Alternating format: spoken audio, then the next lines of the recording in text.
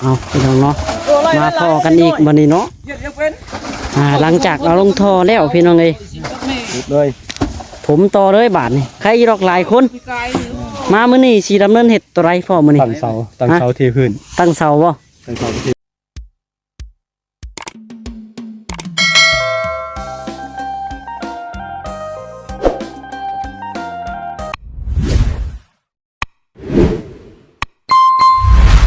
เอาพี่น้องเนาะมาพอกันอีกวันนี้เนาะหลังจากเราลงทอแล้วพี่น้องเลยผมต่อเลยบาทนี่ใครรอกหลายคนมามื้อนี้สิดำเนินเฮ็ดตัวไรพ่อมื้อนี้ตั้งเสาเทพื้นตั้งเสาบ่ตั้งเสาเทพื้นบ่ได้รอทีมงานอ้ายเพิ่นมาบ่ซะเพิ่นว่าบ่รอเลยฮะบ่เทพื้นก็เป็นมุ้งหลังคามันเพิ่นสิตั้งแบบใดซะเพิ่นจะเอาปิ่นไปแบบใดซะจังถึกของน้ำนี่เอามานี่เลยฮะลงมานี่เลยหลังคาบ่เอาก้อนอย่างมุงหลังคามุ้งก่อนหลังคาก่อนเพราะว่าดูนี่ดูผลนั่นแหละมุงไม่จะได้สิชาทุกชาทุกตั้งหลังบ่ถมแล้วตัวนี้เนาะถมแล้วเราก็ลงไปตักน้ำออกอันนี้ไม่เฮาก็บ่ได้กบไม่แม่งไม่ย่างไม่ย่างก็เป็นยังมันเนาะเขาดีผ้าแป้งตลาดเขาคิดเห็นเนาะกินเนื้อกระสานยิงกว้างเนาะเดือนตลาดเนาะฮะแป้งหมดคิ้วกว้างถือว่าได้ดีอยู่ได้ล่ะเนาะได้ดีอยู่ว่าดินกว้างอยู่อ่ะเนาะดินกว้างลายเนาะคุ้งแล้วนี่แต่เป้หาฮอดไซคนนี้แล้วอ่ะรักตัวนี้ป่ะคนนี้พูดดิฮอดไซต่อไม่ยังลงพุ่นฮอดทางโอ้ถูกแล้ว3 หลัง4 หลังเนาะกว้างอยู่สำจิปลูกนะปลูกยังกะทางนี้ผมคอยจะเอาทางนี้ผมคอยจะมาปลูกบ่แล้วบ่ให้ได้เจ้าเนาะครับขอไว้ขอให้กระกันกูเลยเนาะให้อยู่มั้ยล่ะให้กระกันอยู่คนละครึ่งแม่พระเจ้า50,000คนตัวเองช่วยกันเลยช่วยกันแล้วเนาะ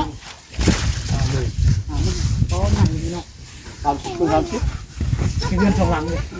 โอ้ยได้2-3ผู้หลังเงินก็สิปุ๊บขอให้2พอดีเลยเก้าขอบ่มาปุ๊บว่านั้นหนูไม่มู่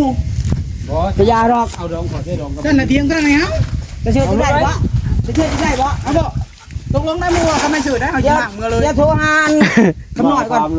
โอ้ยถามมันน่ะ4น็อตไปเฮาโทนนั่นแล้วบ่ได้แตกอีกว่ามื้อนั้นจะเอาหัวให้นี่สิหมดอ๋อก็ตัวบ่เอาแล้วให้ขี่มันเนาะบุ้งมันจะม่วนแหละเนาะอันขนาดเนาะเนี่ยใหม่บ่เอาปากกะย่านแล้วอุ้ยเก่าเนาะแล้วแม่บ่มันสิเก่า อย่าลิ้นกระเม็ดเลยมันขาดแล้วเม็ดขาดโอ้มัน10 เมตรพุ่นแต่ก็มันใหญ่โอ้แล้วของมึง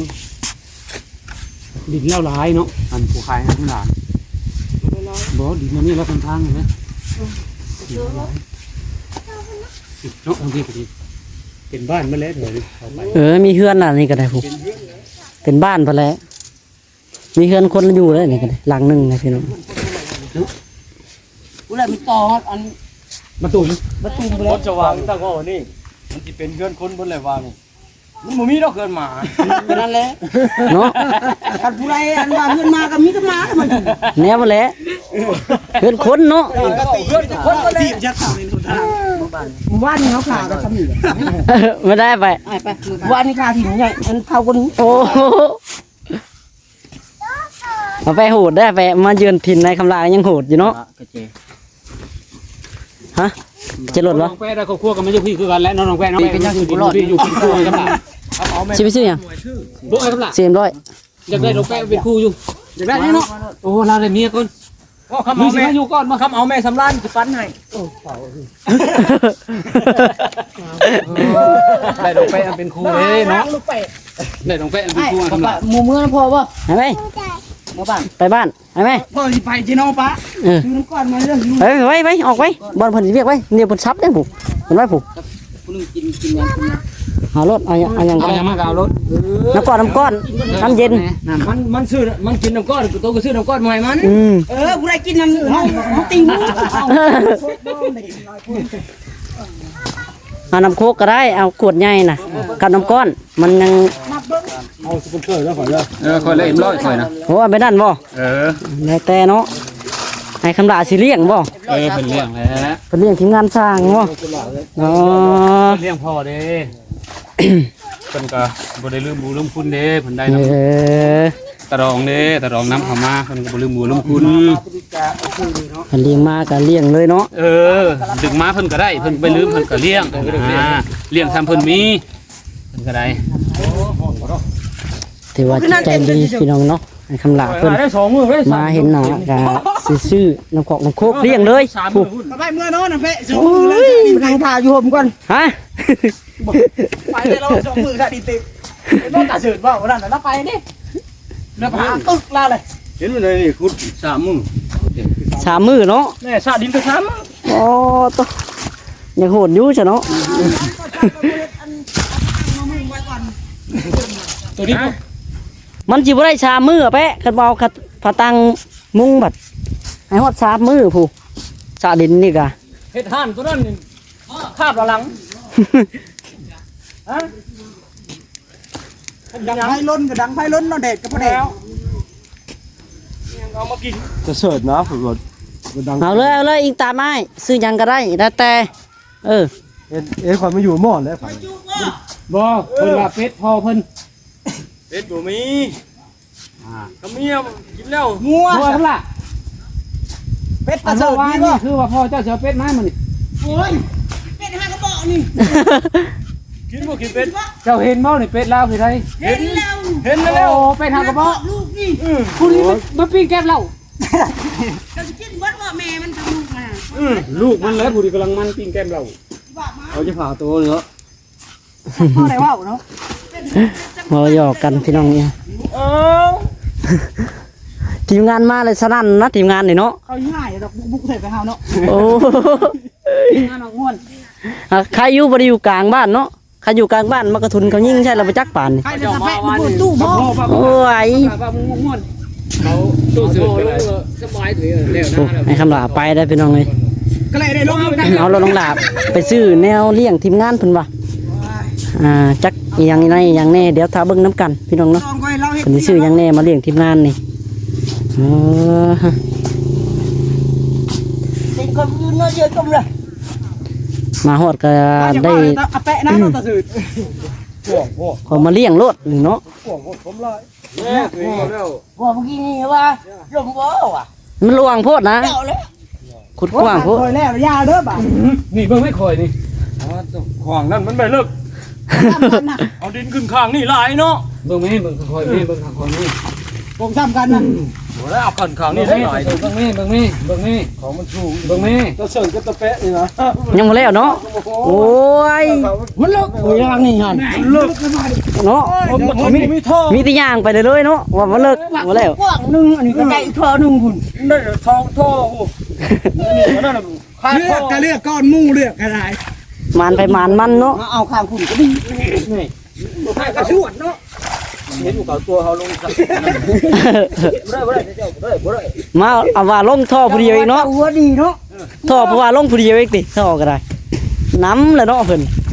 ลองเบิ่งเพิ่นว่านี่นักดูมันเบาสูตรเพิ่นเอาไว้กาดได้สูตรเพิ่น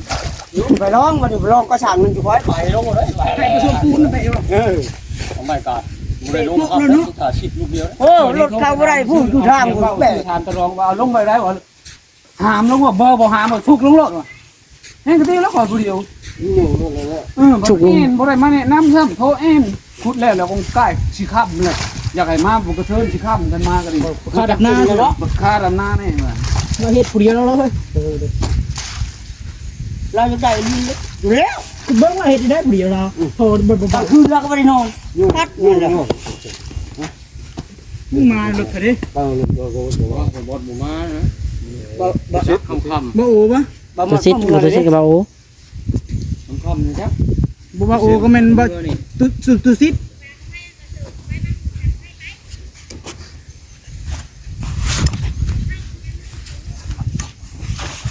เฮ็ดไปเฮ็ด มันยังน้อยพอดีพอเลยเนาะ คอยไปนั่งดิกินยาก็เนี่ยคืน บล็อกนี่จักร้อยนะเพิ่นว่า เยอะเด้ออย่าว่ากินยาก่อน เออมามื้อนี้เตรียมสิตั้งเสาเพิ่นว่าเนาะนี่แหละเสาห้องน้ำ4ต้นพี่น้องเอ้ย เสาแล้วก็บล็อกพี่น้องเอ้ย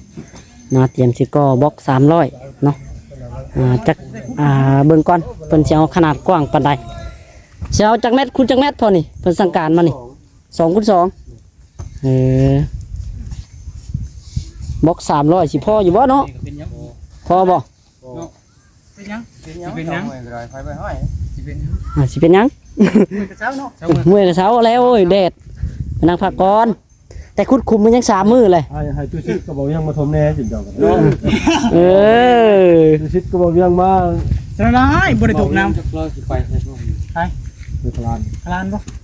นี่มาบดว่านะว่าไปยังจะบอก มีแต่ทีมงานไปเนาะมื้อนี้บ่มีไผมามื้อนี้มันนัด แต่ไม่บ่เครียดบ่กินยัง ว่าเชิงตบมันตู้ชิดมาห่อเลย แค่ว่าเราบ่มา แม่นบ่ แม่น ตุสิทธิ์บ่แน่ มาได้ถูกไม่ได้ป่ะ เสร็จเนาะ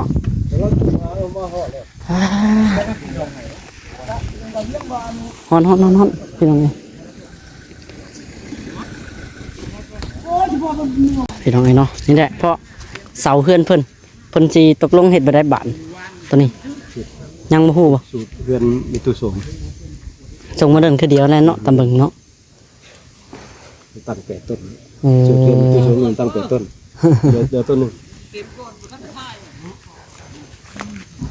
เนาะมื้อนี้ก็ถ้าว่ามาหลายคนแบบนี้ก็พี่น้องเอ้ยเนาะเบิ่งตั้งเสาก็สิส่วนกันก่อเลย มีแต่บ่ลีลอเนาะพอเนาะเดี๋ยวถามทีมงานอ้ายๆว่าแบบใดพี่น้องเอ้ยเพิ่นคือสิคุยกับพ่อแล้วละมั้งเนาะตกลงแล้วเพิ่นละประจักษ์ไปจัง เป้กินตอนคนมาขี่ตรงเก้าอาเป้มาหลักมันต้นเลยเรายังจื้อเย พี่น้อง อะ ขอโทษหลายๆเนาะคันคอ เป้ห้อยตีนโคตรนะ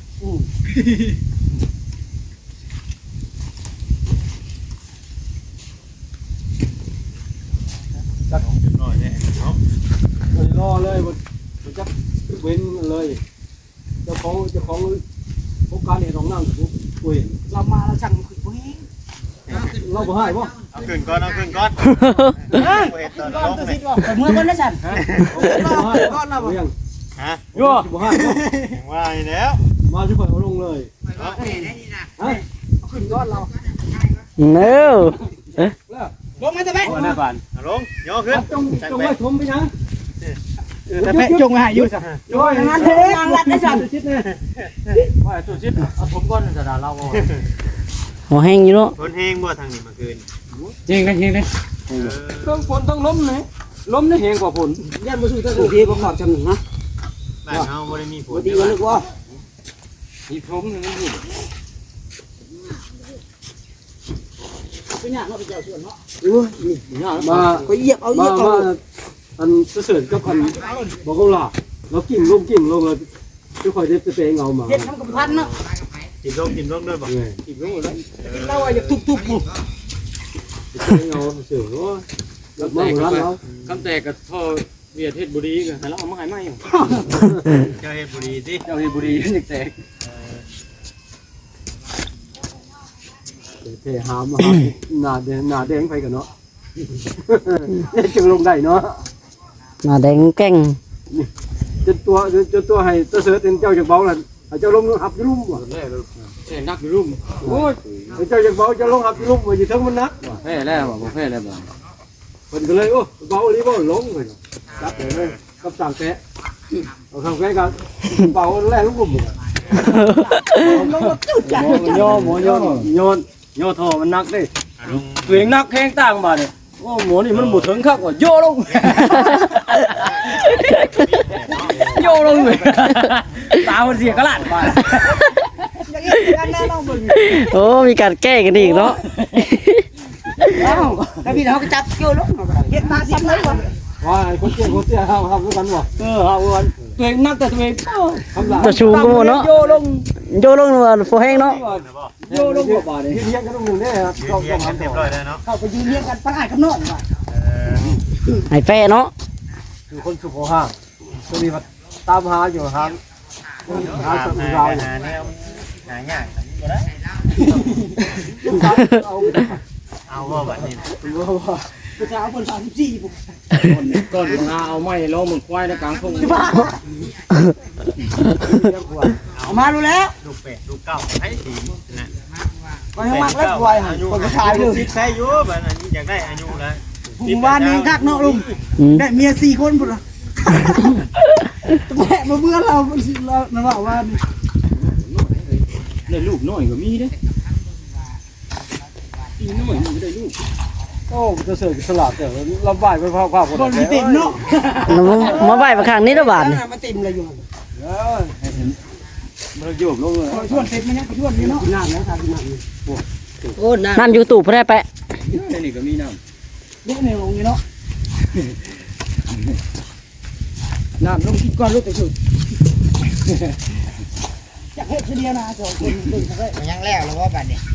ำยังว่าจะจงไว้ให้เจ้าอยู่ในสวน เด้อบ่คน สวัสดี ก็เลยย่อขึ้นก่อนที่เอาขึ้นก่อนที่จักท่อ2ท่อเลยจังเอาลงใหม่ มาย่อซอยกันมาย่อซอยกัน แม่เอ้ย เดี๋ยวจะขอดได้ว่ะ ไปเอ้ย เด้อเพิ่นเอาขึ้นได้ มันโมเมนต์คุมตัวนี้ได้มาขึ้นก่อนนะไปเอ้ย ช่างแป้ได้เอาลงคันเอาขึ้นให้ช่างแป้ขึ้นก่อน ถึงเอามาพักกันมาจะถึงก่อน ไปกับพ่อพ่อจะพาลงเลยมาห่อแล้วเขาเดี๋ยวถิ่นลงถิ่นลง มาเด้อช่างแป้เด้อมาขึ้นเด้อ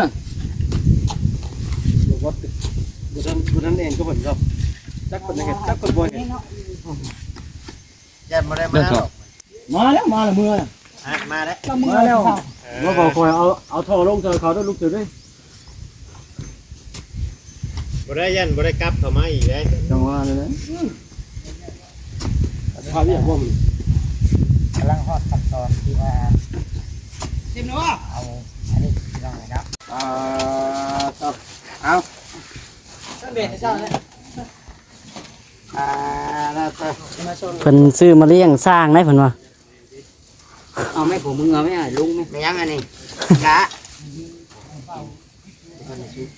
ไม่ยังอันนี้หัวใจ